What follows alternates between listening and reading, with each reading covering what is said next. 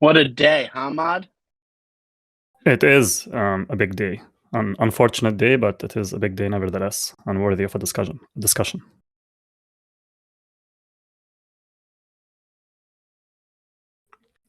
All right, how's it going, Publius?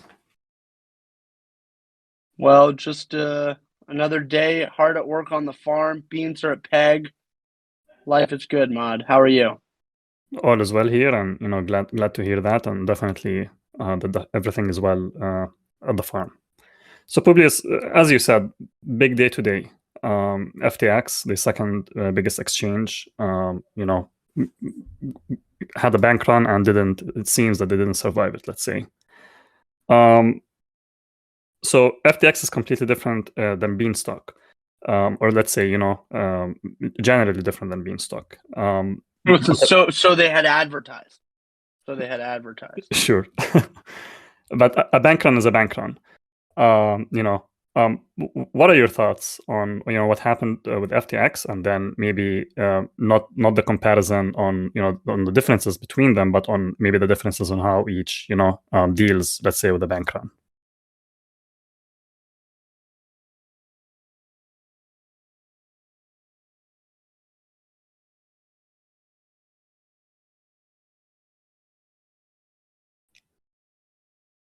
Mod, can you still hear me? I can hear you now. Sorry, I had to change out my headphones. They died. So, could you just repeat the question? Sorry about that. Yeah, so I was saying, I started off by saying that FTX had a bank run, and it doesn't seem that they survived that bank run. And while the comparison is not FTX and Beanstalk, but I was thinking that maybe we can touch on a comparison on how Beanstalk deals with a bank run. So I wanted to gather maybe a little bit of your thoughts. First of all, on the bank run that FTX experienced, and then how does Beanstalk generally deal with bank runs? Sure. So, in practice, what happened, or at least as we currently understand it with FTX, is that they clearly were not holding their customers' deposits in the exchange one-to-one. And so there was some credit that was being issued to FTX from its depositors, not unlike a bank depositor receiving a bank deposit in practice. But obviously, in this case, FTX had marketed itself as not doing that, and therefore, when it experienced a bank run, people now don't have access to the funds that they thought they had, and that's not dissimilar to how people think that a bank is going to always be able to redeem their deposits when they want or honor withdrawals, but often can't. So, how is that different from Beanstalk? Well, in some ways, it's very similar. When there's a bank run, there's going to be a decrease in the value that people can receive when they exit the system. That can't be prevented anytime you have a credit-based system. But fundamentally, there are a couple differences. One is that Beanstalk is a smart contract and exists on chain, and you can always verify where the assets are. And in practice, when you deposit or when anyone deposits beans in Beanstalk, Beanstalk holds those assets. So whether it's beans or LP tokens, those assets are never rehypothecated. Now, in the case of Celsius or FTX, it seems like those assets were then used for other things. And in the case of Beanstalk, it's not unreasonable to think that in the future, it will be possible for users to use their deposits in loans or in derivatives and other financial products. But fundamentally, Beanstalk as a smart contract is never going to take your assets and do anything with them. Beanstalk is designed to be entirely neutral. And so the question that becomes, how does a totally neutral party, Beanstalk in this case, handle a bank run? And there's really two.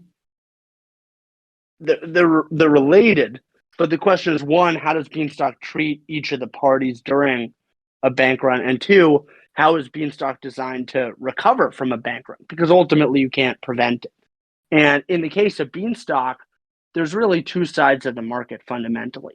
There's pods, which are the creditors of the system, pod holders, and there's the depositors in the system. And in both cases, based on how we've discussed Beanstalk so far in juxtaposition to a bank or FTX, the primary difference is that Beanstalk will, by definition, always honor its obligations or its liabilities. Or there's a million ways to think about it. But in the case of the silo, that would be accounts that have deposited Beans or LP tokens in the silo. They always have the ability to withdraw those Beans or LP tokens. In the case of an exploit, for example, that could be compromised, but the contract itself is always designed to honor that. And from the pods are debt that is payable according to a condition, effectively. And so Beanstalk is designed never to default on its pod obligation, but simply it may take forever, in theory, for it to pay it back, but it would never default. So the depositors can always withdraw. Currently, at the top of each hour, those assets become claimable, but there's an RFC on GitHub to get that down to zero instant withdrawals. And really, perhaps to digress a bit, the fundamental question is, what are the incentives during a bank run? Because if the premise is that there is a bank run, and a bank run is inevitable, and anytime you have credit, it seems like a bank run is inevitable. So Publius, go ahead, Man. Before we continue into that, I wanted to touch maybe on a point that you've mentioned. So in a typical bank run, or let's say, what FTX had right now is that their assets were illiquid. So we're not gonna, or maybe we can later on talk about, the value of those assets. But what they had problems with is, we don't have liquidity, and then they had to pause withdrawals. Beanstalk doesn't do that. Beanstalk never goes illiquid. So, depositors can always withdraw their assets. The question then becomes, at what price would those assets be convertible? Is this true so far? Yeah, I mean, we can be maybe a little more technical, and apologies for rambling a little bit, but just trying to be more technical, which is that in the case of Beanstalk, its assets and liabilities, maybe the best way to say it is its liabilities are never mismatched relative to its assets. And if you think about the depositors or the deposits and the pods as liabilities, pods don't have a fixed maturity. So there's no question of time duration mismatch, and Beanstalk can mint beans to pay the pods whenever it wants. And the deposits, this is where FTX went wrong. It had a mismatch in the assets and liabilities in terms of assets themselves. And at some point, their liabilities started to significantly outweigh their assets. It seems like because of a run on FTT, the FTX token. So that's, in the case of Beanstalk, the depositors can always withdraw their deposits. But as you said, Maud, the question is, what are those deposits worth when you redeem them? So that goes into now the bank run question of what happens during a bank run, which happy to talk about that, but perhaps you have other questions as well first. Okay, great. So, of course, Beanstalk might pause, but Beanstalk never pauses because, hey, we can only service so many withdrawals in a day. In theory, all, depositors can withdraw all of their assets. And then the question becomes, again, at what value? So convertibility then, Publius. How do you think, or how does convertibility play a role, in a bank run, or in specific of a case of Beanstalk? And I guess this brings back the definition of what Bean is, the currency. That is, Bean is non-convertible. Can you maybe touch a little bit upon that, and why is it maybe important, or what role does it play? Yeah, I mean, convertibility in this context perhaps means more than one thing, right? In the case of beans, the question is, what are beans convertible to? Well, you can convert them to bean deposits, and you can convert bean deposits back to beans, but you can't convert beans to dollars. You have to trade them into dollars at some market value. And so that's really the question, is where is convertibility promised? And that's where you have the asset and liabilities created. And as soon as you have, in this case, FTX trading or changing the exposure of its liabilities to, or of its assets, to no longer match its liabilities, that's where you run into a problem if there's a bank run. So in the case of Beanstalk, it never does that by definition. Yeah. Okay, and maybe this brings the second part of the question. So it seems like, and of course, this is just from the general understanding, it could be wrong, but it seems that what FTX did is that it gave out a loan, and they say the loan was to Alameda, but irrespective of where the loan was given to, the collateral, it seems, was in FTT, and then FTT wasn't liquid in that sense. And then you had CZ, where he tweeted 2 points. The first one was never use a token that you created as collateral. And Publius, you quote tweeted there, and you said you'd amended to never use a token you created as collateral for a loan denominated in another token. Can you maybe share your thoughts on what did you mean by that?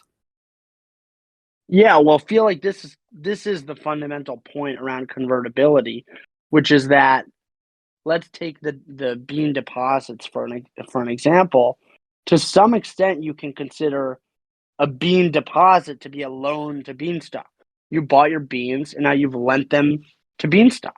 Sort of like depositing dollars in a bank is really a loan to that bank. And so the question is, Beanstalk, how can it honor that obligation? Well, it's because it's always holding those tokens. And in a similar way, the pods that Beanstalk has issued, it's a liability, but it's a liability denominated in its own token, and therefore it's acceptable for the protocol to, in theory, acquire infinite liabilities that it could pay off. Now, I think one of the key, it was meant to be a short tweet, but if you dive a little bit deeper into it, the other thing that's really important here is around time. So even in the case where you have the ability to denominate the loans in the currency of your choice, let's say such that it's well matched, if let's say pods, and this is the way ESD ultimately, or one of the reasons ESD failed, but you have these loans or these bonds that become payable in the near future, then you have to roll over the debt, and the cost of rolling over the debt is really how you can go bankrupt. So in the case of Beanstalk, it's not just that the debt is denominated in its own currency, it's that debt doesn't have any fixed maturity date. So it's even more complicated than that. But the concept is that, and the other thing that we were kind of alluding to, is that if you have lending markets in the Beanstalk economy, that's not necessarily a problem for Beanstalk, so long as those loans are all denominated in beans. Where it becomes a problem is if the loans are denominated in other assets, and then the decrease in the price of beans results in a complete default on all of those loans, which is what we're seeing in the FTX instance. So as long as the loans are denominated in beans, a decrease in the value of the bean price shouldn't disrupt any of the borrowers at the end of the day. It may disrupt lenders, but only the lenders that then have their own obligations that are not in the Beanstalk ecosystem or denominated in beans. So that's really that's the gist of the tweet, which is that if the liabilities and assets are all denominated in the same basis, which could potentially be beans, that's how you get away from this. And at the macro level, I feel like we're very much witnessing that play out in dollars, where there's a major liquidity crunch across the board, but the result is that everyone needs dollars because everyone has agreed to denominate all of their liabilities in dollars. So the problem wouldn't be that people are borrowing beans. In fact, if you had some sort of credit crunch within the bean economy, you'd expect that to actually result in more beans being minted, which is what you'd want at that point because there's a need for more beans. So it's hard to say exactly how this will all play out at scale, but that's really that's the main point. Yeah, a lot of the characteristics that you've described are unique, I'd say, to a money issuer. If you are not, the entity that's in control of the currency, or you're not the currency issuer, then you don't have, the leverage or the capabilities and abilities of what you described. Yeah, and sorry, I feel like we're rambling a little bit more than usual and not particularly coherent, but that's just because it's such incredible data and still processing it in many ways. So sorry for not being as articulate as we'd like. Not at all. I think you've been very clear and answered and touched upon the questions. And to our audience, if anything was unclear, please drop it on the town hall chat or join us on stage and maybe share some thoughts of yours. Okay. This may not be a question, or it started as a question, and then there was a discussion going back and forth about it, and it has to do with the fungible deposit, or the FDBDV. And I think through it, Bacchus and Safi, Bacchus was asking if there's any protocol that was working on the FDBDV, and then they shared the Sol or root.sol contract. And in it, they commented about the inclusion of some functions, let's say, in the contract. And one of them is, the borrow loan or repay loan. And I believe in it does the contract owner have the ability to let, to mint FDBDV that's not backed. Publius, first of all, maybe did you read or skim through the questions, and maybe you can shed an answer to that, or how will first of all, what was the intent of having those functions in the code, and then how would it work, or on the contract, and then how would it work? Sure. So kind of making this up because I've not had a chance to review the contracts for the latest version, but our understanding is that the normal FDBDV token that has already been audited and has been finalized, and per the DAO discussion from last Thursday, another model that had been considered was, from an economics perspective, it's not clear necessarily whether the loan actually needs to be made from Beanstalk. And so believe that the idea was to potentially simply have root or any issuer of the root token be able to effectively deploy a permissioned version of root that has a credit component. And not sure that to be frank, don't know what the current plan is on that front. So don't know if the plan is to use that for the World Cup stuff that's happening or not. But the concept is that there's already the root token code, which has been audited, and think that that's all supposed to get published in the next week or so. And the credit-based model that is being referenced, don't know what the plans are with that, but that's effectively unrelated or in addition to the normal FDBDV as we currently understand it. But again, not 100% up to speed on that, so could be speaking out of turn. Okay, but in theory, let's say the risk or all of what's with the FDBDV is contained there, so it doesn't impact non-FDBDV holders or just like Beanstalk in general. Is that correct? Yeah, I mean, to be perfectly candid, after a day like today, it's very hard to be enthusiastic about a model like that, where now the issuer itself is effectively being relied upon to do a good job with those funds, which creates exactly the asset liability mismatch that we were talking about. And given that root or the issuer of the credit backed roots, because it's permissionless, anyone could do this.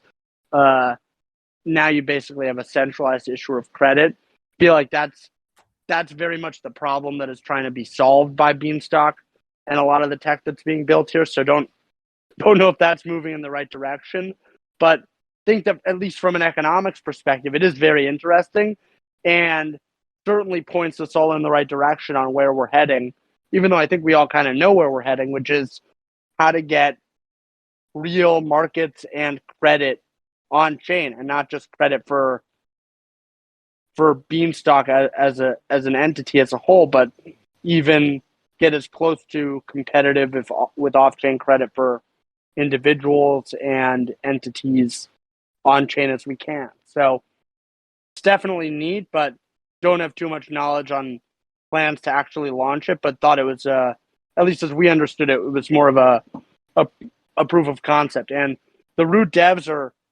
pretty fucking awesome, to be frank. So not sure that there was much intent in them just whipping that up as opposed to just, it's pretty trivial. So with that in mind, wouldn't, at least from this end, haven't heard too much about it since the last DAO meeting. So wouldn't expect too much there, but perhaps we could be wrong. Yeah. And that's my understanding as well, where Manifold shared that Root was exploring other opportunities. And during the call anyways, it was mentioned that it wasn't the only plan. Yeah, and it's worth saying, the Root token itself, we're very excited about it and what it contributes to the Beanstalk ecosystem.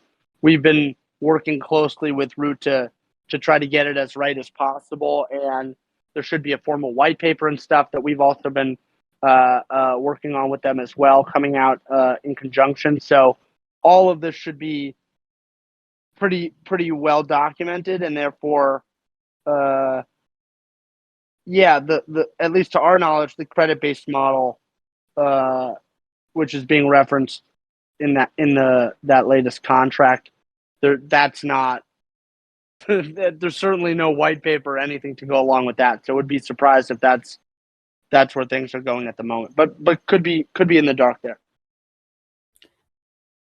12 days away from the World Cup, everyone here is rooting for Root. I'm pretty excited to see it, come play in action or be live. Same here.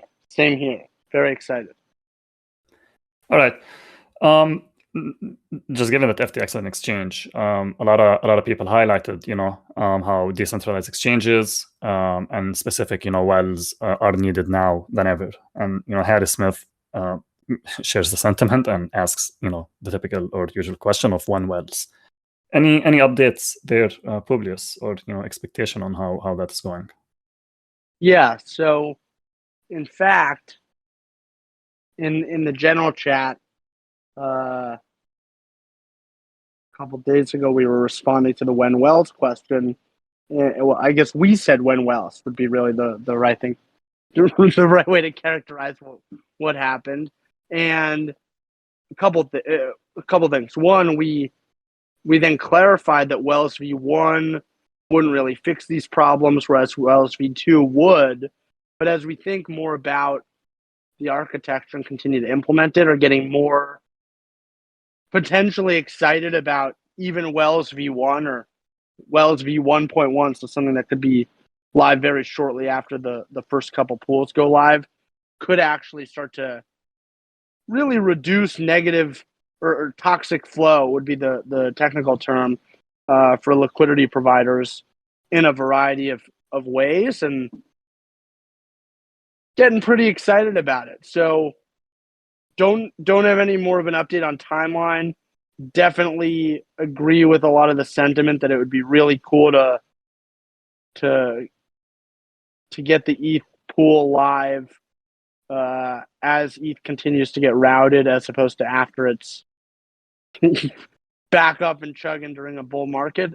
So don't have any more updates on timeline, but totally aligned with the sentiment that this is high priority. And on this end getting very excited about what it's going to look like. But in order to get the architecture right, such that it can facilitate all this stuff that we think is really going to help move DeFi forward, it's not the most trivial. So a lot of the work on the pumps is already done. A lot of the work on the wells is almost done. And so therefore the pumps and the wells are hopefully going to be ready for audit in the next couple weeks. And then in order to get things live, there will still need to be other work done on Aqueducts and a couple of other parts potentially. So not sure exactly when everything will go live on chain, but things are moving ahead full steam on the wells from this end. Yeah, and I think maybe a lot of the excitement around, or some of it, let's say, not a lot of it, is around maybe capturing the price of ETH as it rises. But today is an example of no one can really predict. Maybe some could have, but the majority or the market in general can't really predict what's happening, and we see the price of ETH reflecting that. Wasabi had a question on what you described as toxic flow. What did you mean by that, Publius? So maybe there's some good Twitter threads that we can try to drop. I don't know. Read some good stuff recently, but the concept is that providing liquidity on an AMM as they currently work is such that the price in the AMM you expect to get arbitrage towards the efficient market price. And what that means is for basically any liquidity pool, that arbitrage, which is repricing the pool to the correct price, is really getting charged to the LP. And so there's an exchange of value from the pool itself, from the providers of the pool, the market makers, to the arbitrageurs that are repricing the pool, and doing so in typically a risk neutral or a delta neutral or a risk-free, million ways to characterize the trade. But the point is they're getting paid for taking on very little risk to reprice the pool, which is sort of valuable to the pool, but not really at the cost of market makers. And so that's the toxic flow problem. And the concept is, well, how do you fix that? On the one hand, it's really hard to fix the core problem, which is that orders for different assets on chain need to be canceled or updated when there's new information. And so it's really hard, given the constraints of chain transactions, transaction throughput, and the nature of sequencing transactions where you have MEV. Basically, the concept is that if you don't have fair transaction sequencing, at best, there's MEV to perform this arbitrage. So it's literally impossible without fair transaction ordering, assuming the current LP model, to get around this. And so the potential solution, which is effectively the direction that Wells are going, and again, not sure that it'll all be ready with Wells 1.0, but the idea is that in theory, you should be able to place orders on chain, which again, you can't frequently update. So how do you make it such that you don't have to frequently update it? Well, in a single order, you should be able to encapsulate or capture all of the data that you want to capture your position. And maybe even that position can change in real time based on certain data from oracles, maybe. So the idea is that traders can update their order, where the order itself is like an n-dimensional set of functions or orders to exchange different assets for one another according to different parameters. And therefore, the only time that anyone would need to update the order is when there's a change to the algorithms that they're using to price different things as opposed to changes in the prices themselves. And so taking that leap where the orders themselves can start to capture all of that information makes it such that you won't actually need to update your orders nearly as frequently. And so that's how you can start to get away from toxic flow. Now, you are going to have to potentially introduce some oracles into it. So, for example, you may need the ETH price coming from somewhere else in order to price your orders in the Bean ETH pool. So there's some question of centralization being introduced at some oracles at the oracle level for these orders, but that doesn't really affect Beanstalk, if that makes sense. So you can have these wells where the orders have very sophisticated inputs, some of which are centralized data feeds, but therefore you have these very sophisticated orders that don't require frequent updating. So that's basically the idea for how wells deal with toxic order flow, or can deal with toxic order flow. So thank you for that. And to our listeners, if had more questions or any of that wasn't clear, please share it. But in summary, Publius, we're looking at creating some sort of an order book that is relatively automated or doesn't require the user to constantly update it. Harry Smith follows up on the wells and asks, do you expect it to be done in 2022, or do you think it may extend beyond that? On this end, I pray it's done in 2022, but it's hard to say. I think from this end, it would be very surprising if it's not ready for audit in 2022. Unclear how long all of this will take for audit. And so more and more recently I've been trying to break things up for audit into smaller chunks. So maybe wells and pumps will go into audit sooner. And then in the meantime, aqueducts and anything else that's necessary to be audited will be developed or finalized. And then it may be a little bit of a revolving door on getting multiple things audited. So not sure on exactly when everything will be ready for a Bean ETH pool deployment, which I guess will be the actual first implementation, but certainly hoping for 2022. But you can't rush it, all you can do is just work hard. So on this end, it's certainly a focus, and we're very excited about it and its potential for Beanstalk, but also just not we don't feel like it makes sense to rush anything, given that Beanstalk's doing pretty good. Beanstalk's in a stable state, and the only thing that can really, at least from our perspective, get Beanstalk off of its current track is another exploit or a problem with the contracts, and at least at its current state. Obviously anything can change, but that's where things seem to be at the moment, and therefore not inclined to rush out a core piece of Beanstalk in the future. What we hope serves as a core piece of Beanstalk in the future, particularly with its own native Oracle system that isn't as close to perfect as it can get. So with that said, certainly hoping for 2022. Okay, so a priority, but as long as it needs, let's say, or requires. So the soonest, but as long as it needs. Bacchus then asks, what are aqueducts? So we're kind of getting lost in the all the terminology, but the concept would be that aqueducts are effectively, I mean, maybe it's better if Publius wants to hop up here and give you guys the real technical spec. Not sure if they're in front of a microphone, because on this end won't be able to do it totally justice. Maybe I'll give them 10 seconds before I'll give you guys a butchered answer.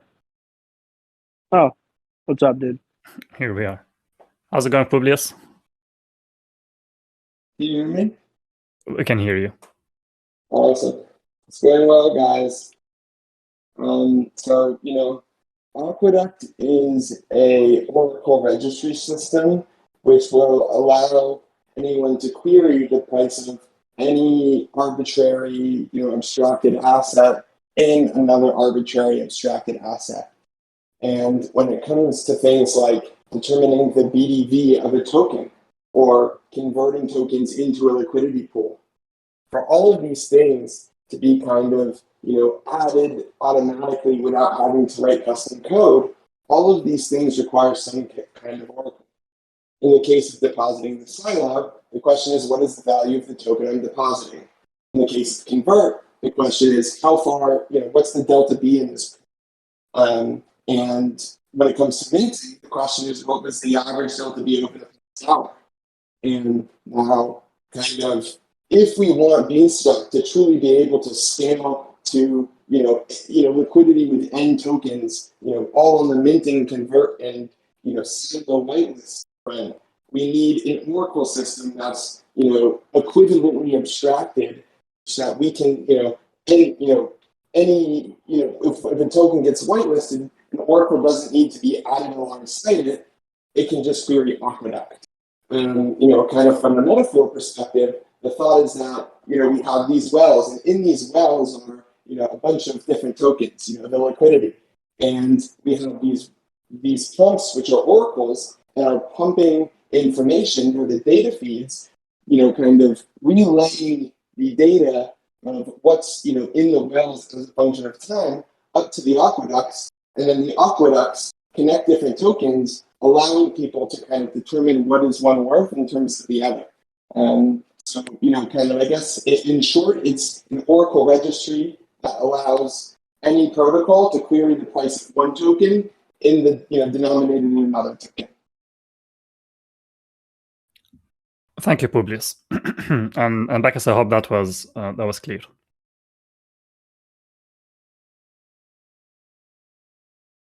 Okay.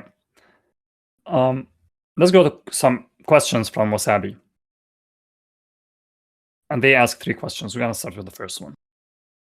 So Wasabi says, I understand flash loans are still a pain spot for us, but as Beanstalk can issue beans as needed, would a bean-specific flash loan, where the user can mint infinite beans and then return them, will it 1, work in theory, 2, unlock use cases for Beanstalk, and 3, be overall beneficial or negative to the Beanstalk ecosystem? I think maybe the first question is the Bean contract does the Bean contract right now allow Bean flash loans? And then not currently, but it does work in theory. Okay, so in theory, if the Bean contract allows users to take Bean flash loans, what do you think about that? Would it unlock use cases for Beanstalk, and then would it overall be beneficial or negative to the Beanstalk ecosystem? So the short answer is it's unclear whether it's just a Bean loan or whether it would be Bean and stock and seeds.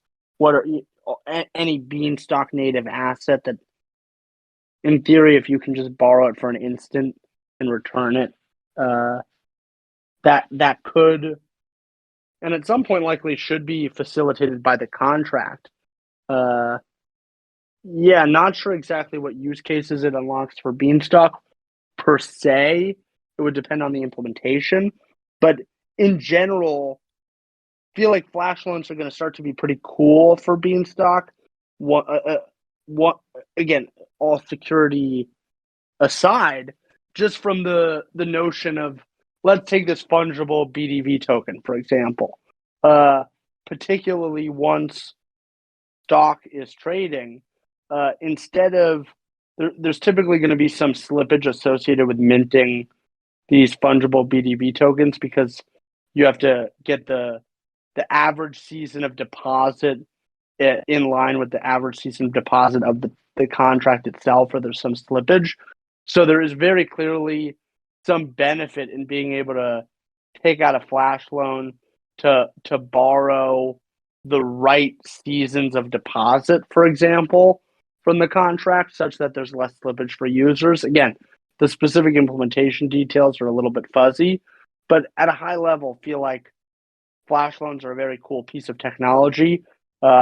you know, wouldn't necessarily call it still a pain spot. What doesn't kill you makes you stronger. But yeah, it's certainly something that is a cool feature, but probably not top of mind to implement. But once you get the withdrawal freeze down to zero, you get a lot of the benefits from a flash loan from other protocols because you can borrow assets and deposit them in a silo, perform some arbitrage, and then immediately withdraw for a profit and then return the flash loan. So the silo becomes a lot more arbable, and in theory, that whole market should start to become even more efficient. So it should be a positive development in theory to get the silo freeze to zero, and then you get the benefits of flash loans from other protocols, even if it's not implemented in Beanstalk. Yeah. And I think, generally speaking, as long as one has the ability to take a flash loan of an asset that's traded against Bean indirectly, or if you could take loans against everything that's traded against Beans, then indirectly you already took a flash loan of Beans or a Bean flash loan. Their second question then is, and they're referencing the DAO or last DAO's meeting. With when Root floated the possibility of applying for a loan, they ask, what do you think is more beneficial or makes more sense? Is it for the protocol, and in this case Beanstalk, to act as the lender, or for farmers themselves to be the lenders? So, to be perfectly frank, not really a fan of the concept of lending to centralized parties where there's trust involved in general. It's not perfect. From an economics perspective, feel like the idea to have Beanstalk lend capital to parties is very interesting, but in particular feel like it's probably not appropriate until there's a lot more infrastructure that exists on chain to facilitate these loans to happen with much less risk to Beanstalk. So what that would look like in practice, perhaps, is if a loan was made to Root, whether it's from Beanstalk or from silo depositors, and again, the economic idea of having Beanstalk make the loan is very compelling. The concept would be those beans should be held in a contract. Call it I guess it's not a CDP because there wouldn't be any collateral, but it would be, you could call it a CDP because the beans are the collateral, where again, once the loan is made into this CDP, the assets and liabilities are matched.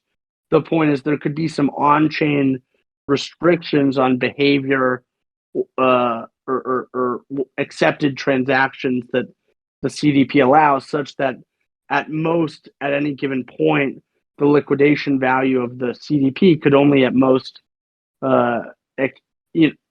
decrease by, let's call it 10%.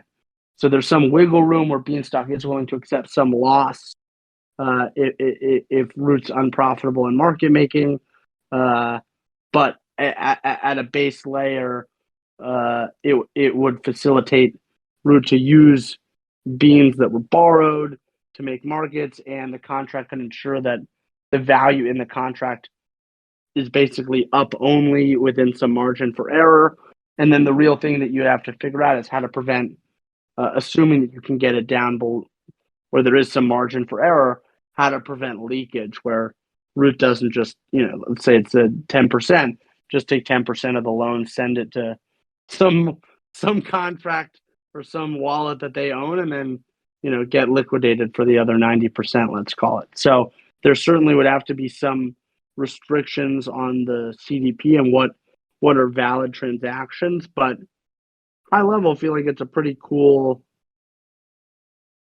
It's a cool idea to have Beanstalk be the lender, and then the question is, how do you facilitate the safe use of those loans where there's no or minimal risk to Beanstalk? So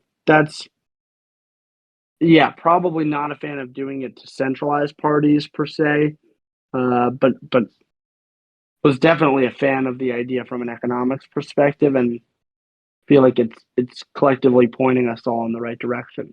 So I hate to use that twice in the same class, but there has been a lot of really incredible data recently that does serve as relevant information to guide us on where we should all be going and what we should be building here. So definitely want to shout them out for presenting it, and yeah, it's a pretty cool idea. Yeah, and I guess we're coming, full circle here, with all loans have a risk, and in today's example, or in FTX in specific, show that even a collateralized loan may not really have value.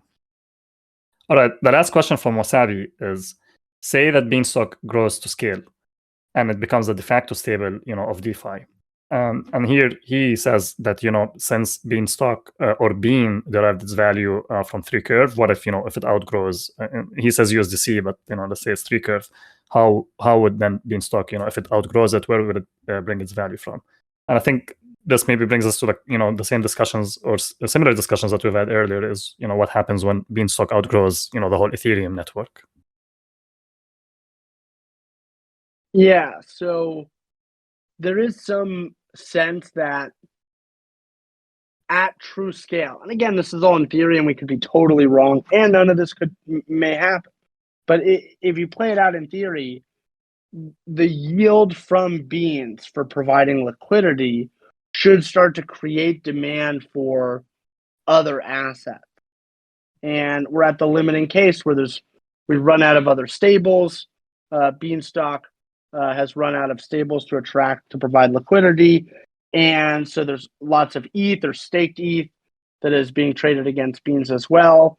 And so you may end up having some sort of positive reflexive cycle where the ETH price increases significantly, because that's sort of the only asset that can grow infinitely on Ethereum is the value of Ether itself, or the aggregate value of Ether itself. And so if there's demand for beans in excess of the market cap of Ether and all the value on Ether, and you assume that converts are well incentivized, you'd probably expect that aggregate bean demand to translate into demand for Ether. And so then you have a positive reflexive relationship between beans and Ether. And to be frank, if 90% or 99% of the value at true scale of the value trading against beans, or liquidity trading against beans, is Ether itself,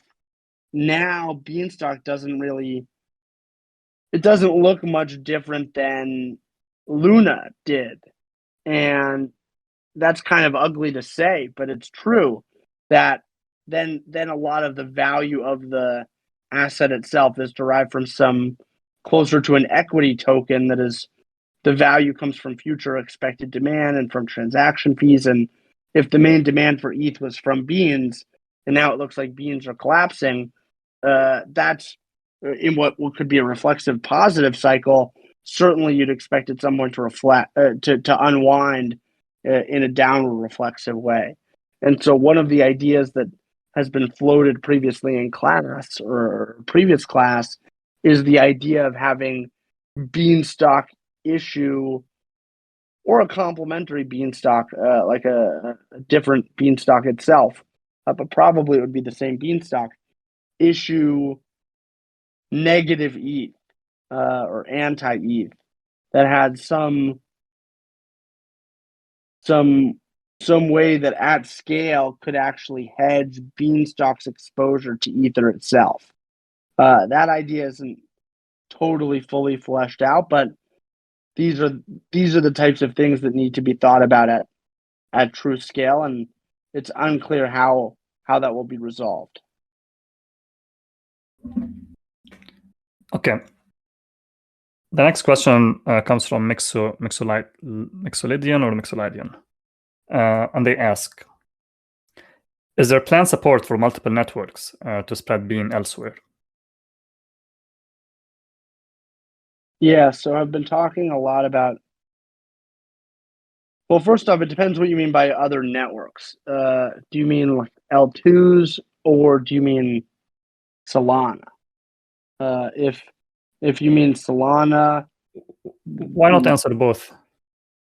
yeah. So if you mean other chains entirely, other networks entirely, at least on this end, haven't focused too much on that. Feel like the cross network bridges are quite a ways away from being at the place where you'd really be comfortable. And again, it's not up to us. Anyone can build the tech and try to deploy it and get the data, approve the necessary changes. But from our perspective, not in a rush to expose Beanstalk to the cross network bridge risk. We're not inclined to spend much time working on that. But if you ask about L2s, we're highly enthused about getting Beanstalk value on L2s, and not sure exactly when that will happen. But for example, there's Pipeline, which has been under audit. The hope is to deploy a version of Pipeline in the next week or so to help facilitate a better UX around the World Cup stuff that Root's working on. So we recently were kind of asking the question around what would it take to get Pipeline live where you can start to do stuff to and from, I guess really from L1 into L2 through Pipeline in a single transaction. And it would require, I mean, there's some development that would be required around that, but it's within grasp. And so the hope would be to have some sort of L2 functionality in the next couple months, let's call it. I mean, don't think that's out of the realm of possibility. Not sure exactly who's going to work on it, but on this end, I've been starting to think about how that would be architected, and happy to talk to anyone that wants to build it, or on this end, we may get around to building it at some point as well. But just definitely feel like getting BDV on L2s is possible sooner rather than later. First step L2, later on Bean Chain. Yeah, Bean Chain is, geez Louise. We'll look back to this day, or these discussions maybe later. Okay, we are at the end of the questions in the town hall chat. Let's give it maybe a minute to see if others have other questions. And in the meanwhile, a reminder to everyone who's here, or maybe they would listen to this class later, is that BIP 29 is live, and it's around 10 million stock shy away from passing. So if you haven't voted, this is the time to do so.